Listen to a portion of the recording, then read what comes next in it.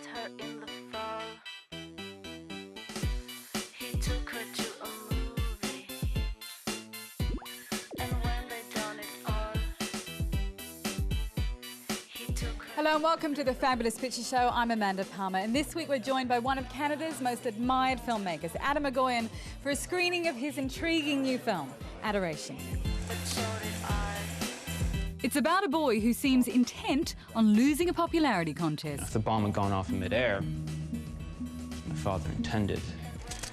Our Q&A puts the filmmaker under the microscope. Where did you find that? And then we split the atom. Oh, God.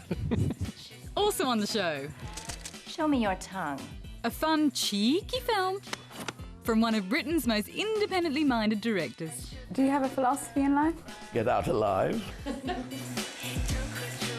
But first, you never know what you're going to get from Swedish director Lukas Moodysson. A gentle comedy, a harrowing tragedy, or maybe something freaky and experimental. Well, he's just made his first English language film. It's got some really big stars, and it's about a really, really expensive pen. Pen? Yeah. All right. Signing all those contracts. Hey, man, thanks. You know what that, It's pretty nice. the white stuff is right there? What? Mammoth. Mammoth is one of those multi-stranded, multinational stories It's the world's finest pen, $3,000. that show how interconnected our world has become. We're in Bangkok. Come on. And it's about our common devotion to our children. I thought that you and I could make some pizzas for dinner tonight. But tonight, me and Gloria were going to church. I'm so sorry that I don't know that you are at home tonight. I am a father, and it's very much a film about being a parent. I think they're all trying to do their best, and often completely failing. Okay, you're really not that into this, are you? Well, it's just... Would you rather go to church with Gloria? Mammoth stars Michelle Williams and Gael Garcia Bernal, two of independent cinema's biggest names. How long will you be gone? I don't know. I guess just a couple of days. Bernal plays a family man who goes off the rails in Thailand. You want fun time? I want to have a fun time. If I was to judge the character and to say, do you like him or not? I mean, I tried never to do that, you know. But as an audience, I would say, well, no, I didn't. I don't like the character in a sense. Why? Because there is no epiphany. You have a girl? He didn't learn. You have a girl here? No. Mammoth also deals with parents from poor nations who help raise the children of rich nations. Mahal na mahal kita, mahal na mahal ka ng nanay. In order to provide their own children with a better future. If I had a job like that demanded me to go and spend a lot of time someplace, yeah, that I find it incredibly difficult. Moodysson's previous films couldn't be more different, but in a way, it all stems from parenthood. I didn't really get to write anything good until I had my first child. That was the first time in my life when I started to be more interested in the rest of the world than I was in myself. That was when I was writing my first film, which is in English is called Show Me Love. Show Me Love is a sweet, innocent story of first love Du är det snyggaste jag vet. between two high school girls. Är det sant att du är lesbisk? Va? För alltså, om du är det så fattar jag det, för alla killar är så jävla äckliga. Jag skulle också bli det, tror jag. Together was an abatastic, bittersweet comedy set in a commune. Säg att du gillar Pinochet! Jag säger det aldrig! Together, it was really a film where I just felt a strong need, or not need, but I really wanted to make a film about people who had beards. Franco död. Lilia Forever is a vivid, grim tale of a troubled Ukrainian teen trafficked to Sweden as a sex slave. If you run away, I kill you! I kill you if you run away!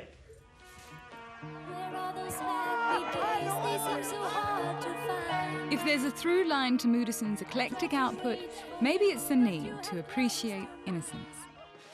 First, there was a big bang. And then, that's how all the stars were made. But I believe in God, not in a big bang. Well, maybe it was God that made Big Bang. Maybe. 20 years ago, British director Stephen Frears earned 7 Oscar nominations for Dangerous Liaisons. Well, now he's re-teamed with 2 of his dangerous collaborators, and they're back in old-timey France. Cherie! So exhausted all the time. I said you don't look at all well. Cherie, it takes you back to France. I'm probably making a fool of myself, but then again, why not? You're back also working with screenwriter Christopher Hampton, and you're working with Michelle Pfeiffer once again. Why did you want to go back to that era? I didn't. I just read a script that Christopher had written and liked it very much. I mean, Christopher is a wonderful writer, so, you know, I should be so lucky. Based on the 1920 novel by French writer Colette, Rupert Friend's 20-year-old Cherie is learning to be a man from Michelle Pfeiffer's courtesan Leah. We were just talking about you. I always think of Michelle Pfeiffer. She is so beautiful that she's often forgotten for being a great actress. And I think she is incredibly elegant in this film. She's very, very elegant, yes. She read the script. She said, "Oh, if you're directing, it's going to be rough," or whatever it is she said. Show me your tongue. She said, if you're doing it, it's going to be a rough ride. Well, in other words, it's not I won't let her get by doing something easy. You shouldn't drink gin. Or brandy. The same with Liaison. It's that good that if you do it properly, it's going to, you know, it's going to hurt. 20 years ago, Pfeiffer won her first Oscar nomination as the seduced victim in Frears' Dangerous Liaisons. Yes. How much do you think you've saved while I've been paying for everything? In Cherie, the seductress is now 50-year-old Pfeiffer. Haven't I been worth it? Are you a romantic? I never know what the word means. You're not getting off that lightly. It drives you mad. Does love drive you mad? Oh, the whole time, yes. Why did you come back?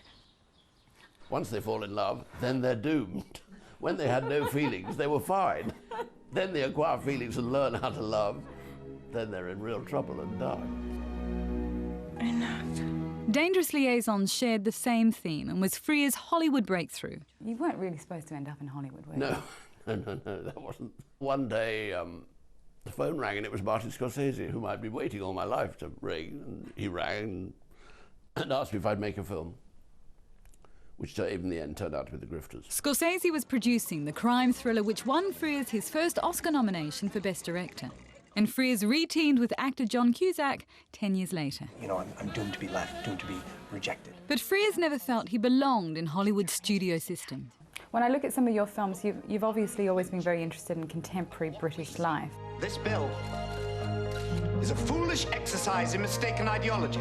But it was Dirty Pretty Things, which is particularly of its time. They will cut you here, or they will cut you here. They will take what they want and leave the rest to rot. Yeah.